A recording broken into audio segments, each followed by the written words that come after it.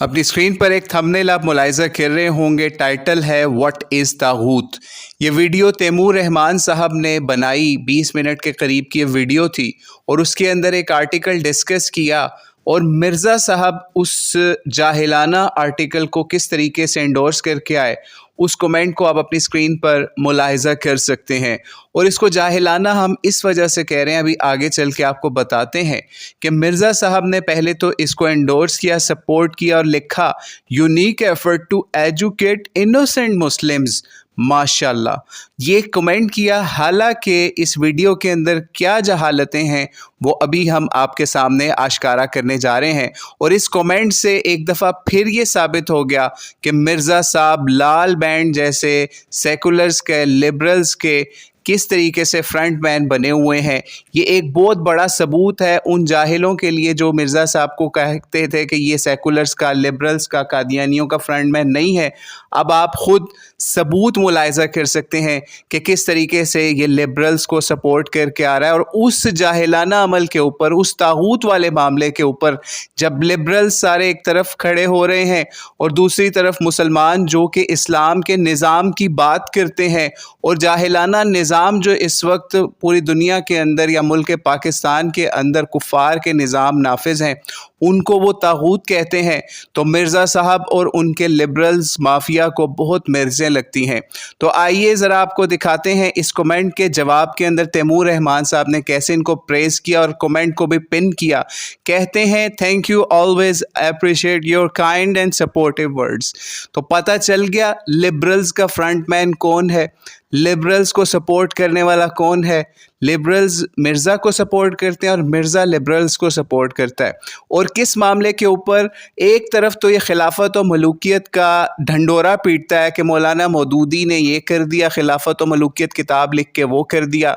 लेकिन इस जाहिल को ये नहीं पता कि तागूती निज़ाम के ख़िलाफ़ ही मौलाना मौदूदी ने ये किताब खिलाफत और मलूकियत लिखी कि इस्लाम का निज़ाम क्या था, कुरान और सुन्नत का निज़ाम क्या था, खिलाफत राशिदा का निज़ाम क्या था, और मलूकियत का निज़ाम या डिक्टेटरशिप कैसे नाफिज हुई। और उन दिनों भी डिक्टेटरशिप का दौरा था पाकिस्तान के अंदर जिस वक्त मौलाना मौदूदी ने किताब लिखी। और इस वीडियो के स्टार्ट के अंदर मौलाना मौदूदी की फ़िक्र को बैश करके तैमूर रहमान ने शुरू की अपनी ये जहालतों भरी वीडियो। और फिर भी मौलाना मौदूदी की फ़िक्र को बैश करने के बावजूद मिर्ज़ा जो है वो कमेंट करके इस तरीके से सपोर्टिव आया। इस जाहिल शख्स ने पूरी वीडियो के अंदर ये साबित करने की कोशिश की एक एच रहमान साहब के आर्टिकल के ज़रिए से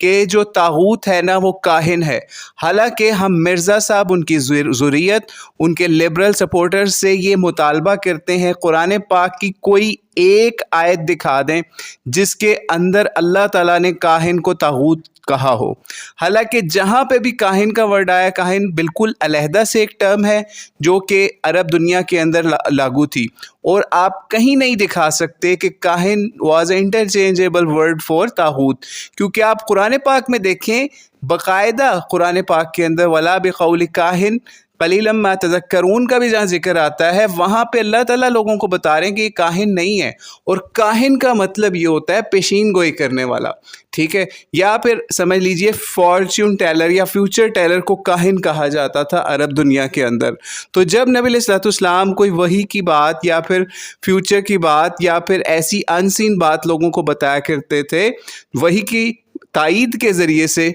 तो लोग ये समझते थे कि ये जादूगर हैं या फिर ये काहिन हैं। तो उन चीज़ों को अल्लाह ताला ने क्लियर किया। जबकि तागूत का वर्ड जो है उसके लिए हम आपको रेफ़र करेंगे मौलाना मौदूदी रहमतुल्लाह अलैह का आर्टिकल जो हमने पढ़ा, एक उसका लिंक भी आपको शेयर कर देंगे कि मौलाना मौदूदी ने तागूत का क्या फ़हम लिया और कुरान पाक से उसका क्या फ़हम लिया। और मिर्ज़ा और उसके मुक़ल्लिदीन से हमारा ये मुतालबा है, लिबरल से भी ये मुतालबा है कि कुरान पाक की किसी एक आयत से भी आप ये साबित नहीं कर सकते कि तागूत का वर्ड अल्लाह ताला ने कहीं पे काहिन के लिए यूज़ किया हो, ठीक है। लेकिन एक चीज़ ज़हन में रखिएगा, हर वो शख्स, ہر وہ سسٹم، ہر وہ معاملہ جو کہ اللہ کے نظام کے خلاف شیطان کے رستے کی طرف آپ کو لے کے جاتا ہے، وہ طاغوت ہے، اور اس کا کفر مسلمان امت کے اوپر لازم ہے، فرض ہے۔ آپ اس کے لیے کچھ نہیں کرتے، اس نظام کے لیے، اس تبدیلی کے لیے جو نبی علیہ الصلوۃ والسلام نے ایک نظام قائم کر کے دکھایا،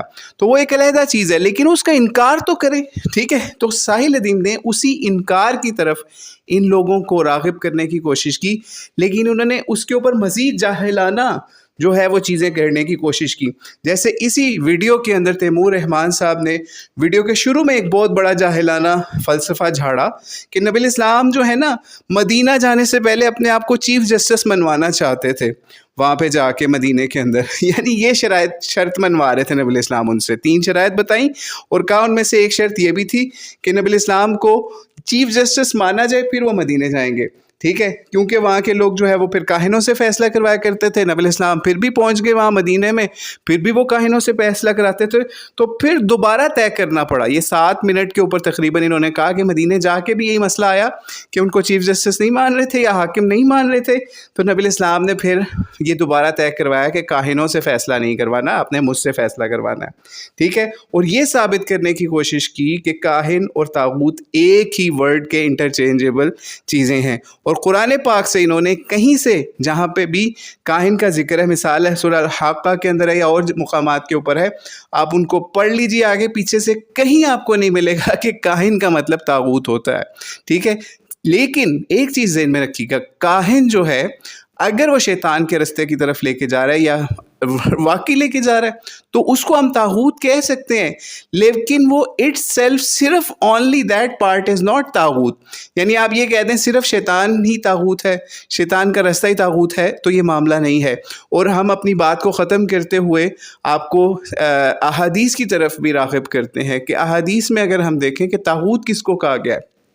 ایک مرتبہ نبی علیہ الصلوۃ والسلام صحابہ کے ساتھ کہیں پہ جا رہے تھے، تو ایک شخص جو ہے نا نوجوان تھا یا پھر سمجھ لیجیے پاورفل تھا، اور وہ اپنے کسی اور کام سے جا رہا تھا، تو صحابہ نے کہا کیا ہی اچھا ہوتا کہ جناب یہ شخص اللہ کے رستے میں نکلا ہوتا، ٹھیک ہے، اللہ کے رستے میں اپنی جوانی اپنا معاملہ لگا رہا ہوتا۔ تو پھر نبی علیہ الصلوۃ والسلام نے ان کو بلایا صحابہ کو، اور ان کو کہا کہ اگر یہ اپنے فیملی کو پالنے کے لیے اور اپنے نفس کو ڈاؤن کرنے کے لیے یا اور اللہ تعالیٰ کے رستے کے اندر کام کرنے کے لیے اگر یہ نکلا ہے، اور یہ خالی جہاد میں نہیں بھی نکلا ہوا، ٹھیک ہے، تو پھر بھی یہ جو ہے سمجھ لیں کہ یہ اللہ کے رستے کے اندر ہی ہے، یعنی جہاد کی طرح ہی والا معاملہ ہے۔ لیکن اگر یہ اپنے پیسہ حاصل کرنے کے لیے، ایک دوسرے سے آگے بڑھنے کے لیے یہ دوڑ دھوپ کر رہا ہے، تو پھر یہ شیطان کے رستے پہ ہے یا یہ طاغوت کے رستے کے اوپر ہے، او کما قال علیہ الصلوۃ والسلام۔ اگر کسی کو ریفرنس چاہیے تو اس کو اس کا ریفرنس بھی انشاءاللہ مل جائے گا۔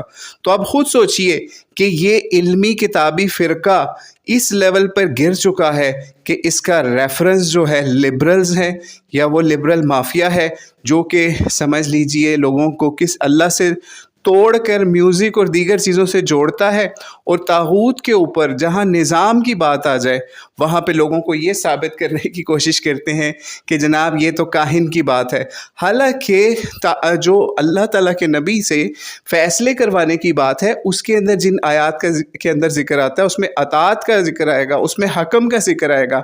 حکم اور اس کے علاوہ کاہن کبھی بھی شریعت کے اندر انٹرچینجیبل ورڈز نہیں رہے کہ آپ نے حکم نبی علیہ السلام کو ماننا ہے، آپ نے کاہن کو حکم نہیں ماننا۔ آپ آیات دکھا دیجئے جن آیات کے اندر حکم کا ذکر ہے کہ آپ نے نبی کو اپنا حکم ماننا ہے، ٹھیک ہے، نبی سے اپنے فیصلے کروانے ہیں، ان آیات کے اندر آپ کو کہیں پہ بھی کاہن کا ورڈ نظر نہیں آئے گا۔ جب قرآن پاک کے اندر دیگر مقامات پہ کاہن کا ورڈ آتا ہے تو پھر حکم والی آیات کے اندر، تحکیم والی آیات کے اندر، فیصلے کروانے والی آیات کے اندر، اطاعت کروانے والی آیات کے اندر حکم کے ساتھ کاہن کا ورڈ کیوں نہیں آتا؟ آپ خود سوچئے نا۔ تو اس لیے یہ سٹوری بالکل باطل ہے کہ کوئی کاہن تھا یا کاہن تھے، ان سے مسلمان یا پھر یہودی فیصلے کرواتے تھے۔ اس وجہ سے جناب یہ معاملہ ہوا. حالانکہ وہ فیصلے کس چیز کے اوپر کرواتے تھے وہ آپ کو بھی پتہ ہے, وہ ہم تھوڑا سا اشارہ کر دیتے ہیں, سٹوری لمبی ہو جائے گی نہیں تو, یہودیوں کے حوالے سے, کہ جب نبی علیہ السلام ان کا کوئی فیصلہ کرنے گئے تو وہ کس طریقے سے آیات چھپا کے فیصلہ کروانے کی کوشش کر رہے تھے اس حوالے سے نبی علیہ السلام سے ایک فیصلہ, ٹھیک ہے. تو پھر نبی علیہ السلام نے ان کو وہاں پہ بھی ایکسپوز کیا. تو اس لیے مرزا صاحب اور ان کی ذریت سے ہماری ریکویسٹ ہے کہ آپ ایسا کام نہ کریں, لبرلز کے سپورٹر نہ بنیں, لبرلز کی فرنٹ مینی نہ کریں, قرآن و سنت کے ساتھ جڑیے. قرآن و سنت نے جو طاغوت کا معاملہ بتایا اس کے اوپر آئیے. ساحل ادیم نے جو بھی کہہ دیا اس کو چھوڑیے. ساحل ادیم کو کی سپورٹ کے اندر اگر آپ نہیں کھڑے ہو سکتے تو کم از کم لبرلز کے ان جاہلانہ عقائد کے سپورٹر تو نہ بنیں, ان کو ماشاءاللہ کر کے کومنٹس تو نہ کریں. آپ خود سوچئے کہ اس وقت سمجھ لیجئے خلافت و ملوکیت کا مقدمہ چاٹنے کی ضرورت نہیں ہے. مرزا صاحب اور ان کے مقلدین کو ہم کہہ رہے ہیں, اگر آپ مولانا مودودی کی وہ فکر ہی نہیں سمجھے خلافت و ملوکیت کی, تو یزید اور مروان یہ کوئی اہمیت نہیں ہے ان لوگوں کی کہ آپ ان کو گالیاں دیتے رہیں اور دور حاضر کے یزید جو ہیں وہ آپ کے مائی باپ بنے ہوں اور آپ ان کی جو ہے وکالت کے پل باندھتے پھریں. اور جو لوگ بھی طاغوت کے حوالے سے کوئی بات کریں تو آپ ان کے اوپر میمز بنانا شروع کر دیں, یا وہ ان لوگوں کو سامنے لے آئیں جو کہ طاغوت کی وہ تشریح کرتے ہیں, جو تو 1400 سالوں کے اندر ہمارے ائمہ نے نہیں کی, جو قرآن اور حدیث سے ثابت نہیں ہوتی. تو اللہ تعالیٰ ان جاہلوں کو ہدایت عطا فرمائے. اور ہم نے ثابت کر دیا مرزا صاحب لبرلز کے بھی فرنٹ مین ہیں, اور آپ کو کبھی ثابت یہ بھی کریں گے کہ مرزا صاحب لبرلز کے علاوہ قادیانیوں کے بھی فرنٹ مین ہیں. تو دکھائیں گے آپ کو انشاءاللہ وہ بھی, اس کے لیے بھی انتظار کیجیے گا. واللہ اعلم بالصواب. السلام علیکم ورحمۃ اللہ وبرکاتہ.